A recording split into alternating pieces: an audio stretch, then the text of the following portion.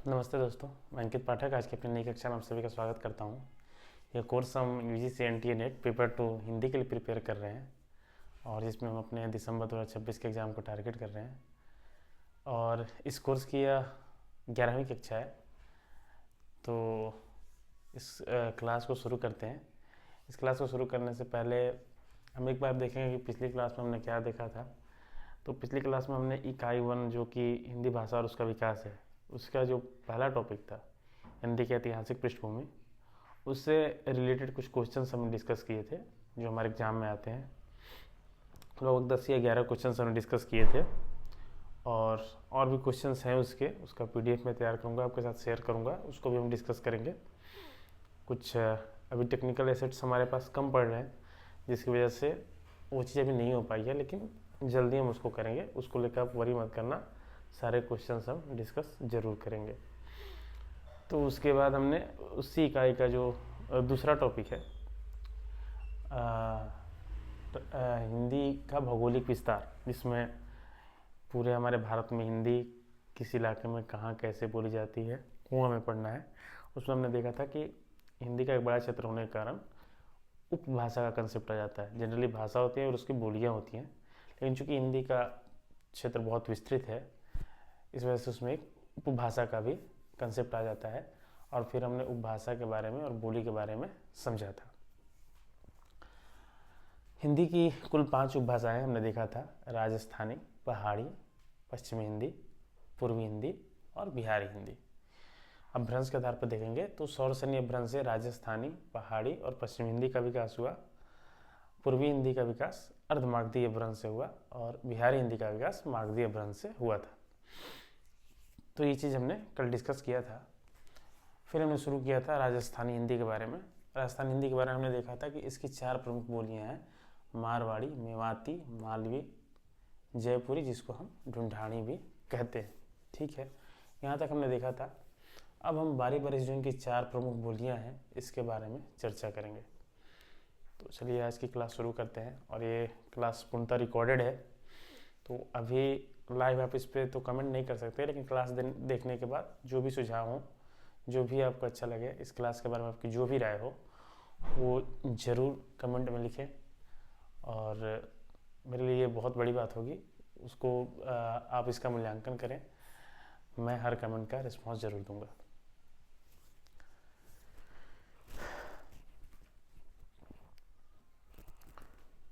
तो राजस्थानी की ये 4 प्रमुख बोलियां हैं।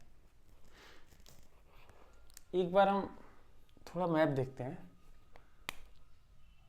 अगर इस राजस्थान यहाँ पे है, मैं इसको एक बार अलग ही बना लेता हूँ। इसी के नीचे एक मानो राजस्थान का मैप बनाना चाहें ऐसे, ठीक है।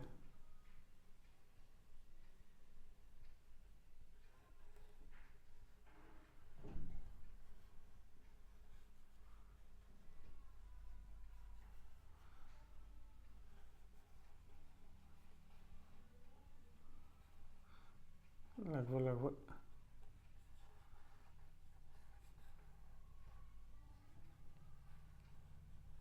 इस तरह का कुछ इस तरह का ये राजस्थान का हमारा मैप है। अब मान लो कि ये राजस्थान हो गया, ठीक है। ओरिजिनल मैप में भी आप देख सकते हो यहाँ पे राजस्थान है। तो इससे सटा लगभग ये हिस्सा, इसका मान के चलो पूरा जो इतना हिस्सा है ना, ये लगभग मध्य प्रदेश से सटा हुआ है, ठीक है। और यहाँ से यहाँ का हिस्सा हो गया, ठीक है। और ये जो इलाका है,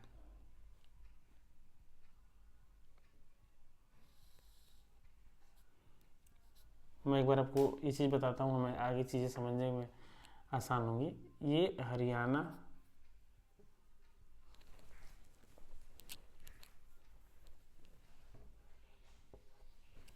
ये हो जाता है हरियाणा, और यहाँ दिल्ली, ये इलाका लगा हुआ है, ठीक है।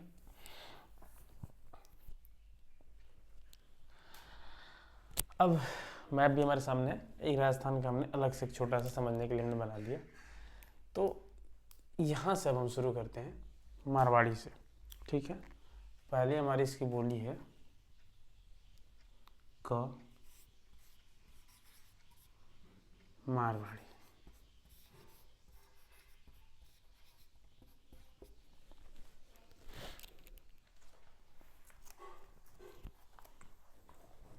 मारवाड़ी का जो विकास हुआ, सौरसेनीय भ्रंश भी था ना, तो सब सौरसेनीय भ्रंश में भी बहुत सारे रूप थे, और हमें हर रूप को नहीं देखना है, हम उस रूप को पढ़ लेंगे कि जिससे कुछ बोलियां अगर निकली हो तो उसको हम याद रखने के लिए बस उस रूप के बारे में, उसके सारे रूप याद करने की कोई ज़रूरत है नहीं। तो मारवाड़ी का जो विकास हुआ, इसका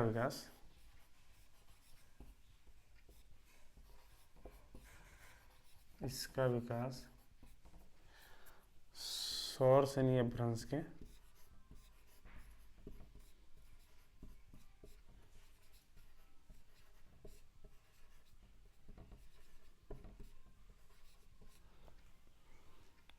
नागर रूप से।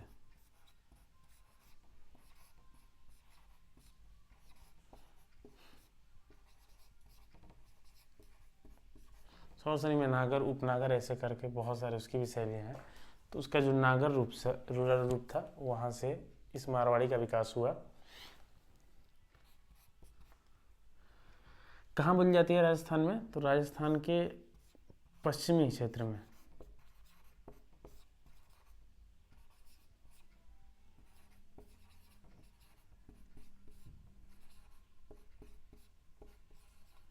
पश्चिमी क्षेत्र में बोली जाती है। तो मुख्यतः हो जाएगा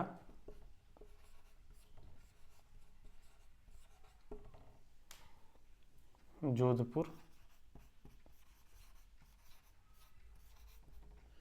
बीकानेर,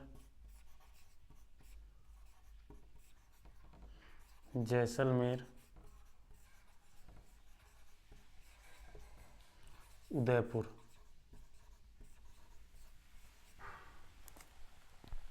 यानी कि जो हमारा ये राजस्थान का जो पश्चिमी क्षेत्र है, ये हिस्सा देखो, अब राजस्थान का मैप ऐसे मान लो आप, तो ये उत्तर हो गया, ये दक्षिण हो गया, ये इधर पूरब, इधर पश्चिम। तो इस इलाके में ये बोली जाती है। तो मुख्यतः इसमें कौन कौन से इसके जगह आ जाते हैं? जोधपुर, बीकानेर, जैसलमेर और उदयपुर। और ये बहुत पुरानी भाषा है,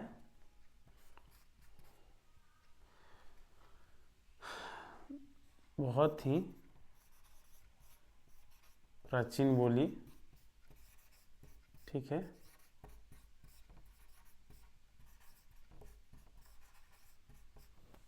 प्राचीन बोली, आदि काल में भी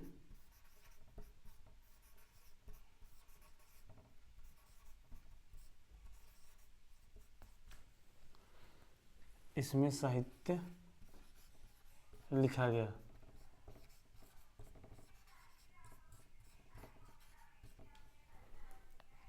इसमें साहित्य लिखा गया, यानी कि बहुत पहले से ये बोली है। जो क्या बोलते हैं कि वीर काव्य लिखे जा रहे थे ना आदिकाल में, इसमें साहित्य के बगल में कर लेना आप वीर काव्य, ठीक है। तो जो वीर काव्य लिखा जा रहा था वो इसी मारवाड़ी में लिखा जा रहा था, ठीक है। तो ये है, और तब इसका नाम क्या था? तब इसको हम डिंगल बुलाते थे। मैं इसको मिटा रहा हूँ।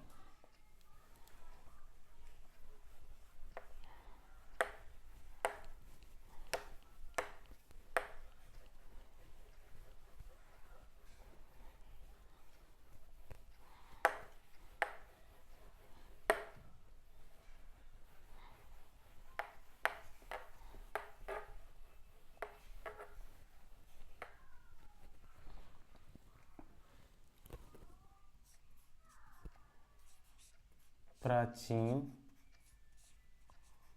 मारवाड़ी को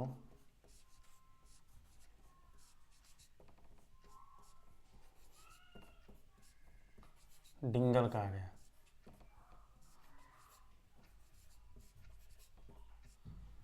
यानी वो एक तरह का अपभ्रंश था तो अपभ्रंश मारवाड़ी का जो अपभ्रंश का जो रूप था ना, वो डिंगल कहा जाता था।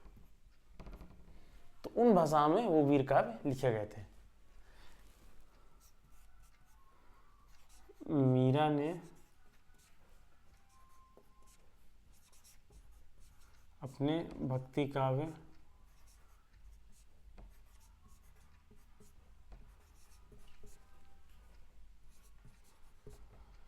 में जब राजस्थानी भाषा का प्रयोग किया है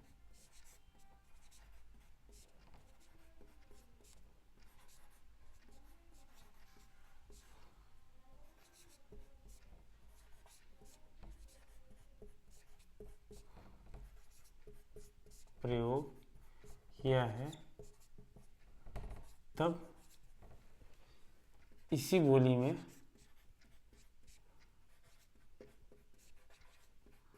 रचनाएं लिखी हैं।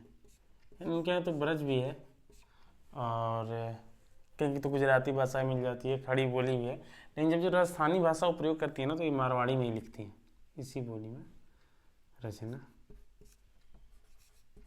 की है। ठीक है, तो ये हो गया। इसकी कुछ उपबोलियाँ हैं, प्रमुख उपबोलियाँ।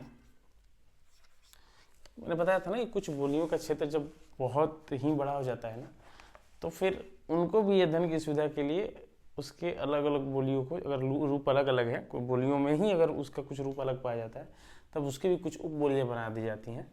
तो इसकी प्रमुख उपबोलियाँ हैं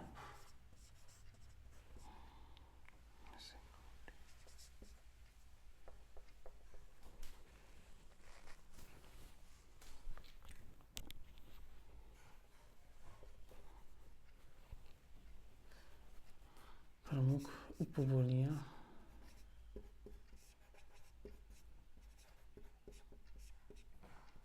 मेवाड़ी,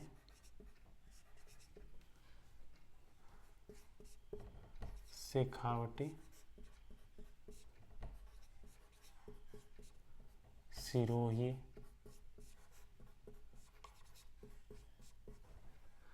बागड़ी,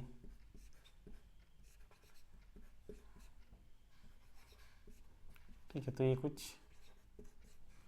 प्रमुख उपबोलियाँ इसकी हैं। किसकी? मारवाड़ी। मारवाड़ी याद रखना, पश्चिमी राजस्थान।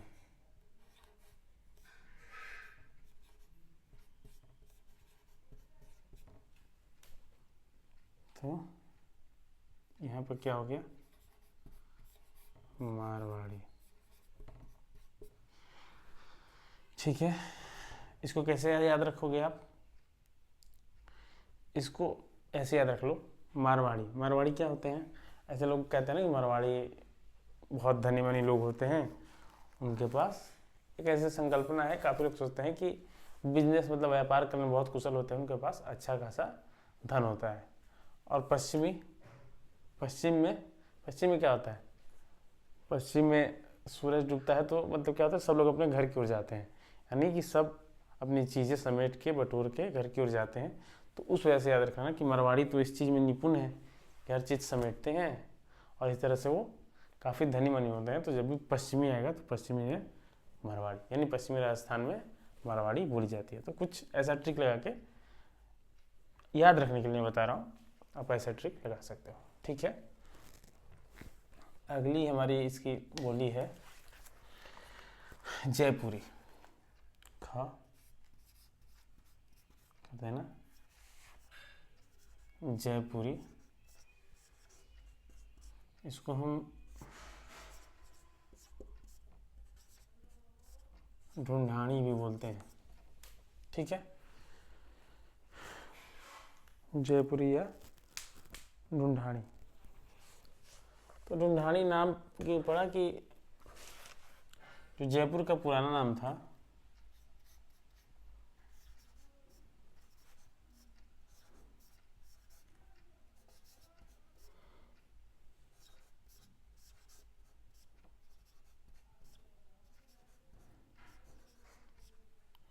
वो था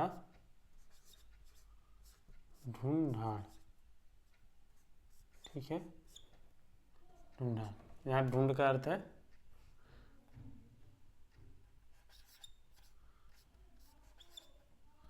ढूंढ का अर्थ होता है टीला, यानी बहुत ज़्यादा टीला होने के कारण उसको ढूंढान कहा गया और इसी ढूंढान से ढूंढानी। तो ढूंढान इसी आधार पे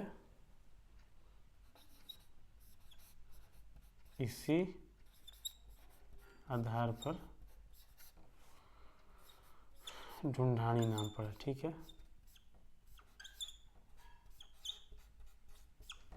ढूंढानी नाम पड़ा। तो जयपुर का पुराना नाम ढूंढान था, तो जयपुरी तो ढूंढानी ही बोल सकते हैं। ढूंढ का अर्थ क्या होता है टीला, और इसी आधार पर इस भाषा का नाम ढूंढानी भी है। ठीक है, इसका क्षेत्र क्या है? इसका क्षेत्र अपना हो गया पूर्वी राजस्थान। पूर्वी राजस्थान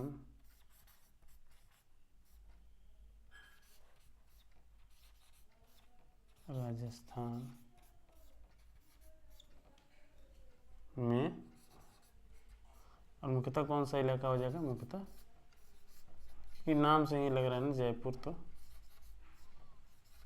जयपुर। ठीक है, तो ये हमारा हो गया। इसका पूर्वी राजस्थान में बोली जाती है मुख्यतः जयपुर में। तो यहाँ पे आप लिख लो राजस्थान का पूरब,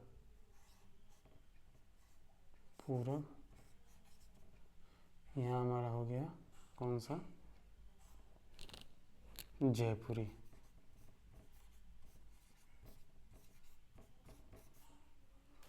तो कैसे? ऐसे याद कर लेना कि जय होती है, किसकी जय होती है? जो हर रोज उगता है, ठीक है, हर सुबह उगता है, उजाला फैलाता है। तो ऐसा कौन करता है? सूरज करता है। सूरज हमेशा पूरब में रहता है, तो पूरब में ही जो होगा, जो हमेशा पूरब में सूरज की तरह ऐसे उगेगा, लोगों में उजाला फैलाएगा, उसकी हमेशा जय होगी। तो पूरब में जयपुरी। ठीक है, ये आपको मैं याद रखने के लिए कि कभी ऐसे आ जाए कि पूर्वी राजस्थान में कौन सी बोली है, तो वो जयपुरी है। मुख्य जगह कौन सी होगी इसकी? जयपुर। ठीक है, आगे देखिए।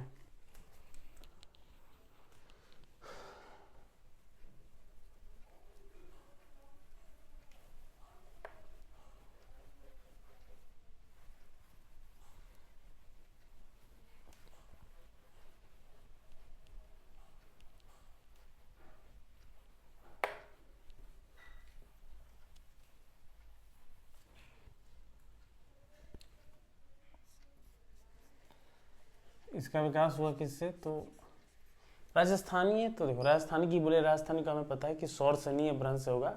अब सौरसेनी अपभ्रंश में किस शैली से हुआ है, तो बस उसको आपको याद रखना होगा। इसका विकास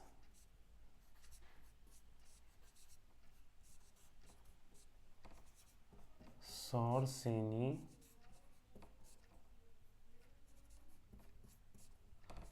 अपभ्रंश के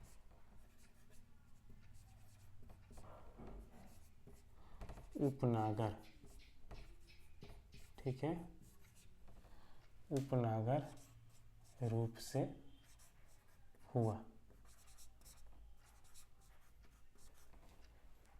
इसकी भी कुछ उपबोलियां हैं। प्रमुख उपबोलियां, एक तो फेमस है हड़ौती।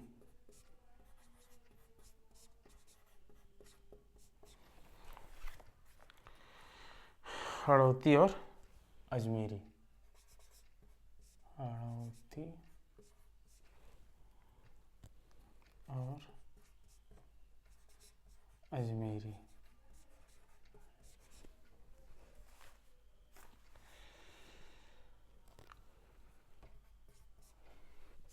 इसमें किनका साहित्य मिलता है? तो भक्ति कल जब हम पढ़ेंगे ना, तो वहाँ संत काव्य जब आएगा, संत काव्य जो था, जिसमें जिसको हम कहते हैं कि उसमें ज्ञान मार्गी हो जाता है, एक प्रेम मार्गी हो जाता है। तो ज्ञान मार्गी शाखा के जो कवि हुए उनको संत कवि कहा गया। उन्होंने, और जो उन्होंने काव्य लिखा वो संत काव्य कहा गया। तो उसमें हमारे एक आते हैं दादू दयाल। तो दादू दयाल जो थे, जिनको हम प्यार से दादू बोलते हैं, तो दादू और उनके शिष्यों ने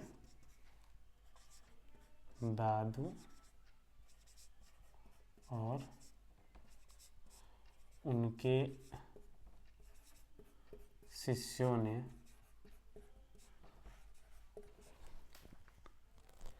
इसी बोली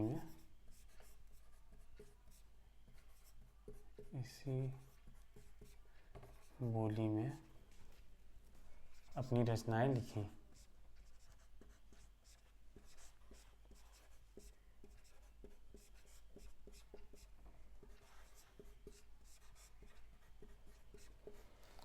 ठीक है, तो ये हमारा हो गया जयपुरी, जो राजस्थान के पूरब में। अब अगला हम देखते हैं तीसरी जो इसकी बोली है, ग कर लेना, मालवी। मालवी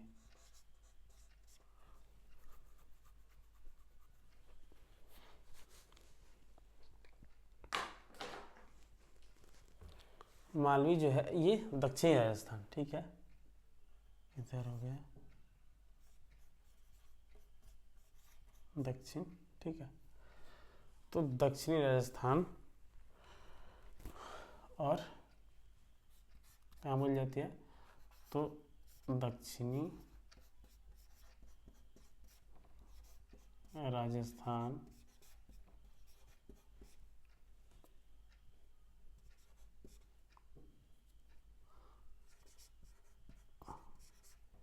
और मध्य प्रदेश के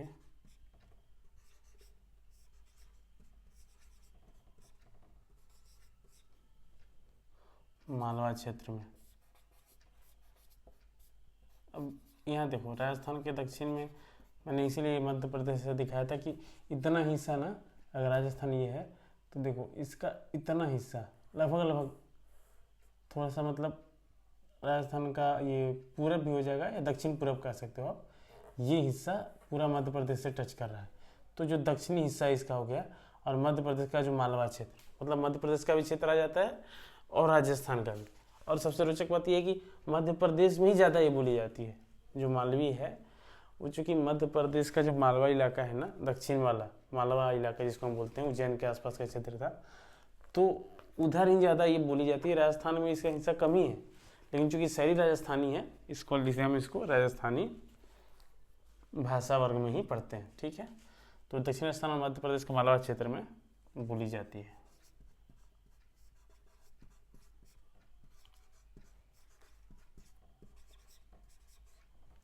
बोली जाती है, ठीक है।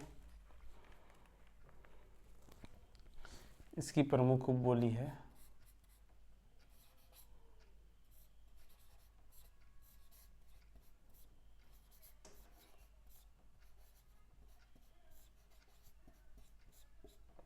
रतलामी, ठीक है, रतलामी। तो इसको कैसे याद करोगे, इसको या तो ऐसे याद कर लेना कि राजस्थान का में जो है मध्य प्रदेश, दक्षिण में क्या है, तो दक्षिण में राजस्थान के है मध्य प्रदेश, ठीक है, ऐसे याद रखना मध्य प्रदेश।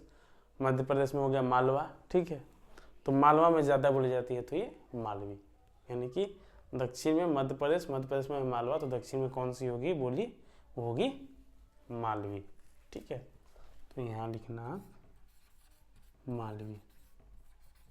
थोड़ा सा इस डायग्राम को ना, मतलब ऐसे तो डायग्राम बहुत अच्छा मैंने नहीं बनाया कि राजस्थान का ऐसा डायग्राम है, उसका मैप ऐसा है, लेकिन अभी इसे समझने के लिए एक राजस्थान का छोटा मैप बना के जहाँ आप नोट्स बनाओगे ना, तो वहाँ ऐसे दिखा देना, तो आप जैसे नोट्स खोलोगे ना तो चीज़ें थोड़ी याद करनी ईजी हो जाएंगी। पूरब में जयपुरी हो गया, पश्चिमी मारवाड़ी हो गया, दक्षिण में हमारा हो गया मालवी, ठीक है।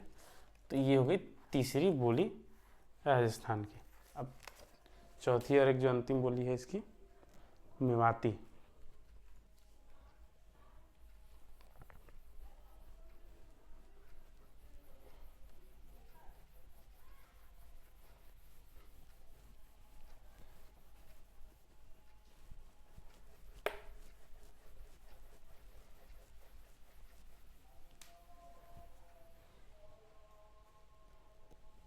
घाव हो गया हमारा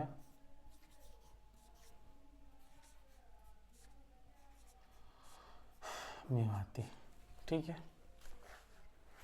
इसमें देखते हैं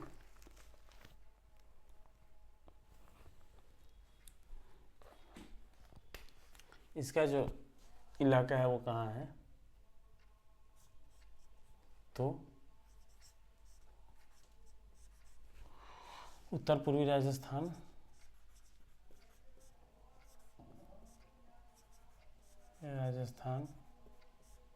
ठीक है। इसमें आ जाएगा अलवर,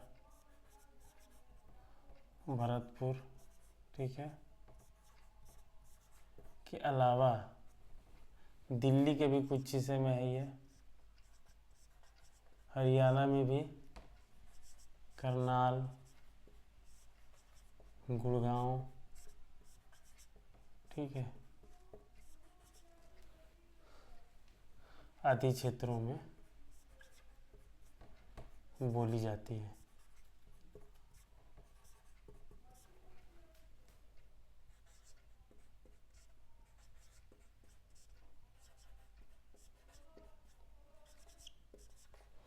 अब देखो ये हमारा हो गया उत्तर और ये हो गया पूरब। तो उत्तर पूरब में मतलब ये जो हिस्सा हो गया ना, ये हमारा हो गया उत्तर, ठीक है। यहाँ उत्तर लिख लो।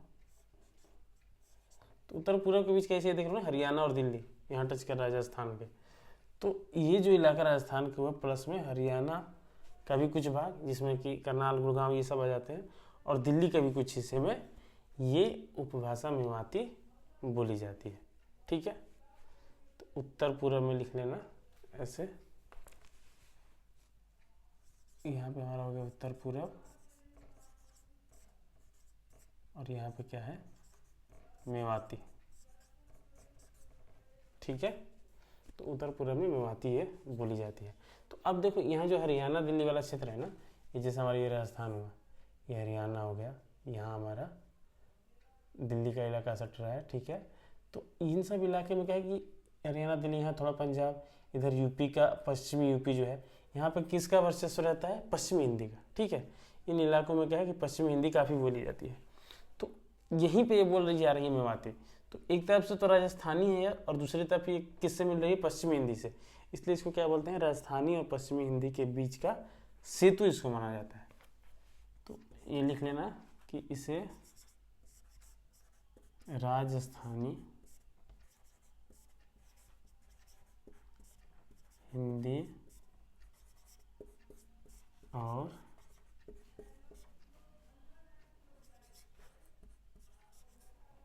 पश्चिमी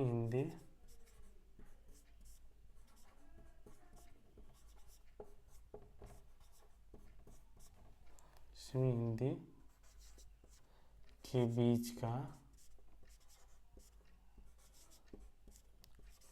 सेतु माना जाता है, ठीक है। राजस्थानी हिंदी और पश्चिमी हिंदी के बीच का सेतु किसको माना जाता है, तो मेवाती को। क्यों माना जाता है, हमने देख लिया, क्योंकि राजस्थानी हिंदी वर्ग की तो है ही, और प्लस में मिल रही है हरियाणा और दिल्ली वाले इलाके से, जहाँ की पश्चिमी हिंदी का बोलबाला है। तो उस इलाके में ये भी बोली जा रही है जहाँ से पश्चिमी हिंदी पहुँच रही है। तो उन दोनों यानी राजस्थानी हिंदी और पश्चिमी हिंदी के बीच का ये सेतु इसको माना जाता है, ठीक है। इसकी प्रमुख बोली है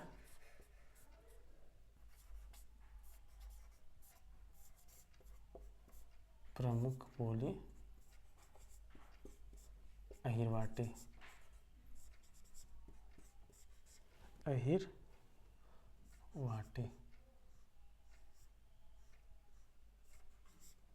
ठीक है। तो एक आध उपबोली, थोड़ा उपबोली नहीं, उपबोली, अगर मैंने इन चारों में कहीं ऐसा कुछ बोली लिखा हो ना, तो वहाँ बोली नहीं उपबोली कर देना। इसकी प्रमुख बोली तो एक खुद ही है मेवाती, इसकी एक उपबोली अहिरवाटी है, जो कि वहीं करनाल साइड में, हरियाणा साइड में बोली जाती है। तो ये इसकी एक प्रमुख उपबोली है। तो ये हमारी होगी राजस्थानी हिंदी, जिसमें हमने देखा इसकी 4 बोलियाँ, और 4 बोलियों का कौन कौन सा क्षेत्र है, और किस किस में किन किन कवियों का साहित्य मिलता है, थोड़ा हमने ये देखा, और इसकी क्या उपबोलियाँ हैं हम ये देखा, और थोड़ा सा मैप के माध्यम से हमने समझने की कोशिश की। तो ये हमारी होगी राजस्थानी हिंदी। अब अगली हिंदी देखते हैं।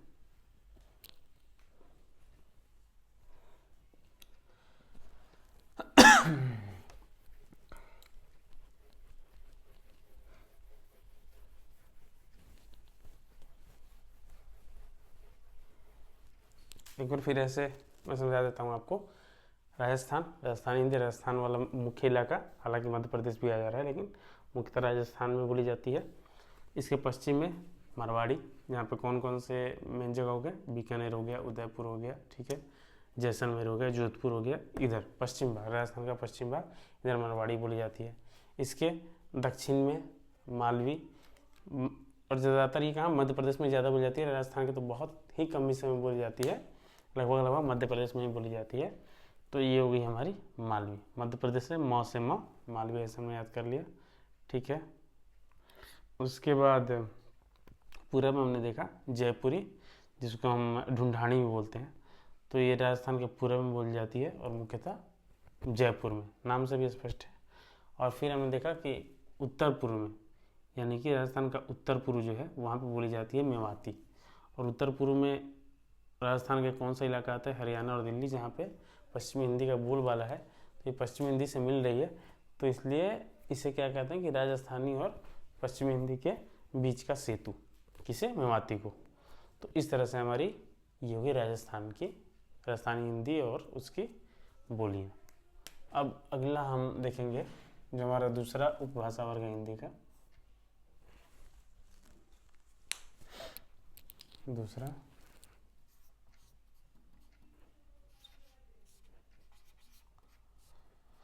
वो है पहाड़ी हिंदी।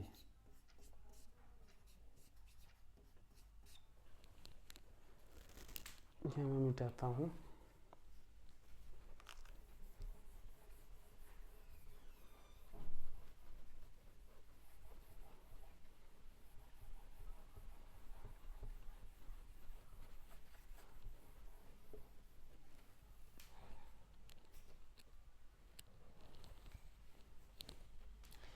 पहाड़ी हिंदी, तो देखो पहाड़ी हिंदी का मुख्यतः जो है ना, ये 2 स्टेट में बोली जाती है मुख्यतः। ऐसे तो थोड़ा बहुत जम्मू कश्मीर आ जाएगा, लेकिन जो मेन इलाका है वो है हिमाचल प्रदेश और उत्तराखंड।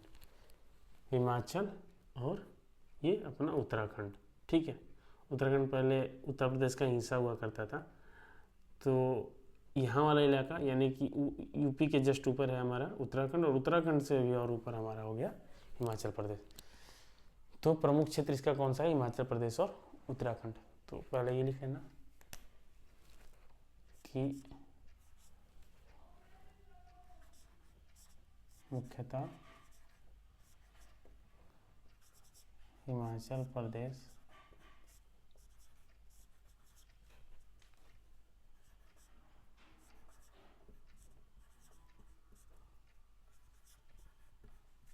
और उत्तराखंड में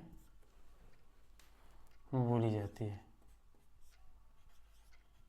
ठीक है।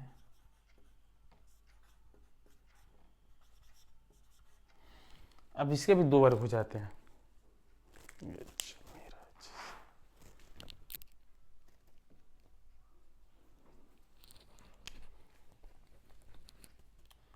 ये पहाड़ी हिंदी को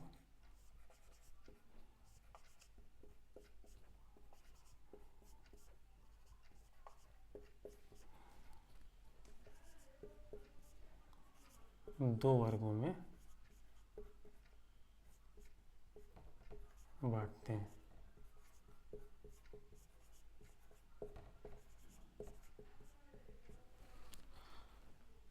इसमें का हो गया अपना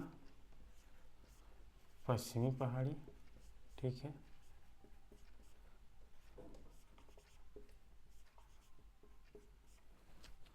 और दूसरा हो गया मध्यवर्ती पहाड़ी,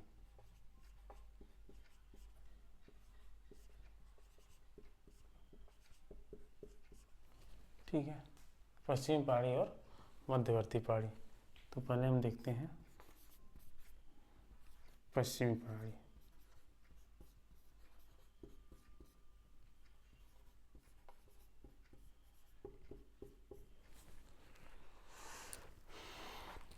तो पश्चिमी पहाड़ी का जो इलाका है इसकी भी मतलब इसमें जो भी बोलियां हैं वो कहाँ बोली जाती हैं, वो बोली जाती हैं हिमाचल प्रदेश में। ठीक है, तो यहाँ लिखो मुख्यतः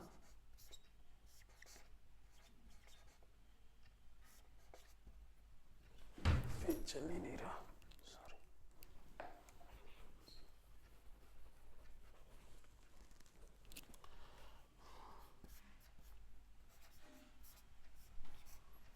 मुख्यतः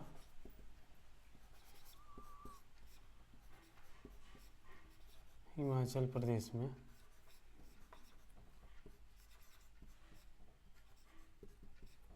बोली जाती है। ठीक है, तो जो पश्चिमी पहाड़ी का इलाका है वो है हिमाचल प्रदेश, और जो हमारी मध्यवर्ती पहाड़ी है वो उत्तराखंड में बोली जाती है। ठीक है, तो मुख्यतः हिमाचल प्रदेश में बोली जाती है, और इसकी कुछ इसमें प्रमुख बोलियां हो गई। प्रमुख बोलियां जो हैं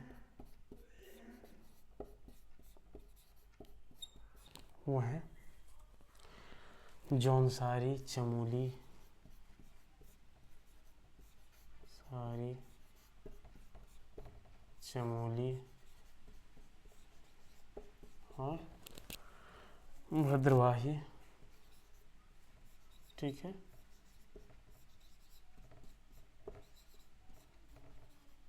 इत्यादि। तो ये सब पश्चिमी पहाड़ी के अंतर्गत ये सब आती हैं। पश्चिमी पहाड़ी की बोलियां होंगी जौनसारी, चमोली, भद्रवाही, ये हिमाचल प्रदेश में बोली जाती है। ठीक है, अब मध्यवर्ती पहाड़ी का दो हिस्सा हो जाता है। अब उसको हम देखते हैं। ये हो गया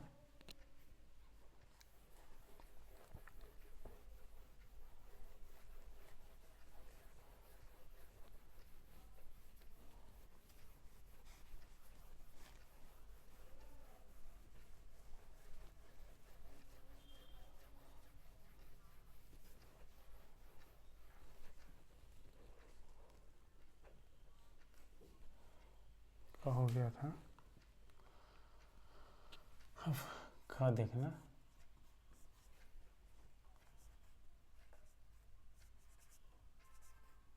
मध्यवर्ती, ठीक है, पहाड़ी।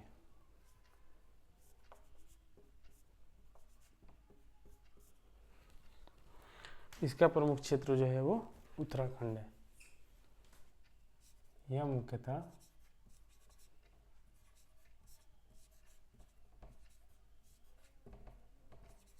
उत्तराखंड में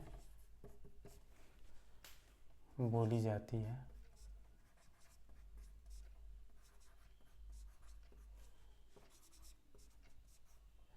इसकी दो प्रमुख बोलियां इसमें हैं।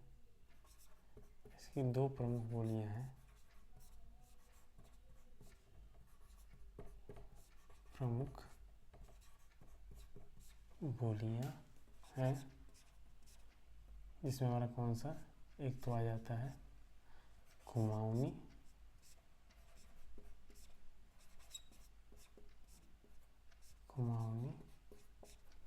और दूसरा गढ़वाली। अब फिर हम थोड़ा सा मैप का सहारा लेंगे।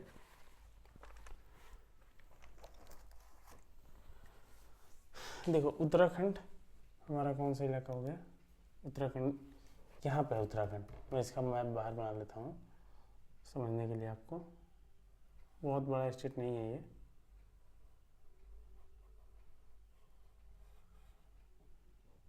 ठीक है,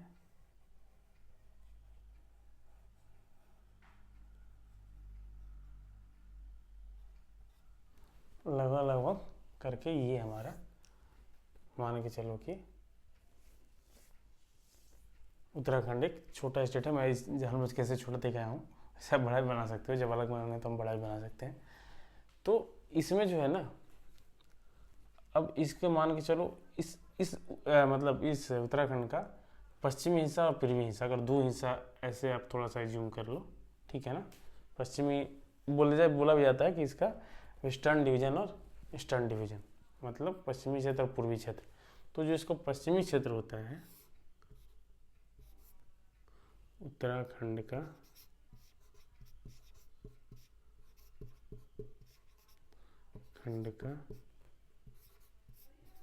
पश्चिमी क्षेत्र, और ये हो गया उत्तराखंड का पूर्वी क्षेत्र।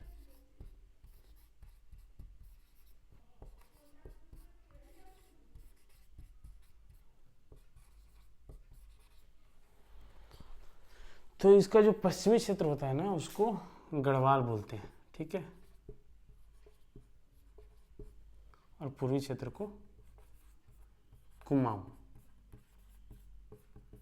तो अब आपको स्पष्ट हो गया होगा कि किधर गढ़वाली बोली जाती है, किधर कुमाऊनी। तो जो गढ़वाल है यानी कि पश्चिमी क्षेत्र जो उत्तराखंड का, उधर गढ़वाली बोली जाती है, और जो उत्तराखंड का पूर्वी क्षेत्र है जिसको हम कुमाऊं कहते हैं, उधर कुमाऊनी बोली जाती है। तो अब इन दोनों का हमें पढ़ना है। तो ये हो गया कुमाऊनी,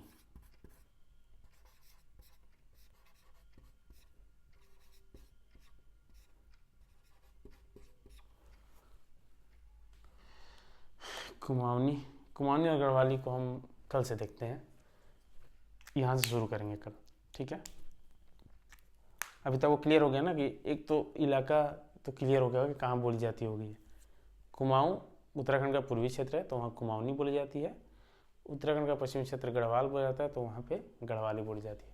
अब इसमें क्या क्या विशेषताएं हैं, इसकी कौन कौन सी उप बोलियाँ हैं इस बोली की, इसके बारे में हम कल देखेंगे। और फिर हम अगला जो हमारा उपभाषा वर्ग है हिंदी का, जिसमें बच रही है बिहारी, पूर्वी और पश्चिमी हिंदी, इन तीनों को देखेंगे और तीनों को कंप्लीट करने की कोशिश करेंगे। तो आज की कक्षा यहीं रहने देते हैं। अगर क्लास आपको अच्छी लगी हो तो इसको शेयर ज़रूर करना और चैनल को सब्सक्राइब ज़रूर करना। चैनल सब्सक्राइब करने पर मैं लाइव पढ़ा पाऊँगा। मैं चाहता भी हूँ कि मैं लाइव पढ़ाऊँ और आपका लाइव रिस्पॉन्स ले सकूँ। अभी सब्सक्राइबर्स कम होने की वजह से मैं लाइव क्लास नहीं कर पा रहा हूँ। यूट्यूब का ये रूल ही है कि 50 सब्सक्राइबर्स होंगे तभी आप किसी मोबाइल के थ्रू लाइव क्लास कर सकते हो। तो चैनल को प्लीज़ सब्सक्राइब कीजिए और जो भी सुझाव हो ज़रूर हमें बताइए। और ये क्लास हर रोज़ रात के 9:30 बजे आपके लिए उपलब्ध करा दी जा रही है। किसी किसी दिन नेटवर्क में प्रॉब्लम होने की वजह से थोड़ा सा अपलोडिंग लेट हो जा रहा है, तो उसके लिए मैं अभी बस सॉरी ही बोल सकता हूँ आपको। कुछ चीज़ें अंडर प्रोग्रेस हैं, कुछ एसेट्स अभी हमारे पास टेक्निकल एसेट्स कुछ कम पड़ रहे हैं, तो सारी चीज़ें हो रही हैं, लेकिन इसकी वजह से क्लास कभी नहीं रुकेगी।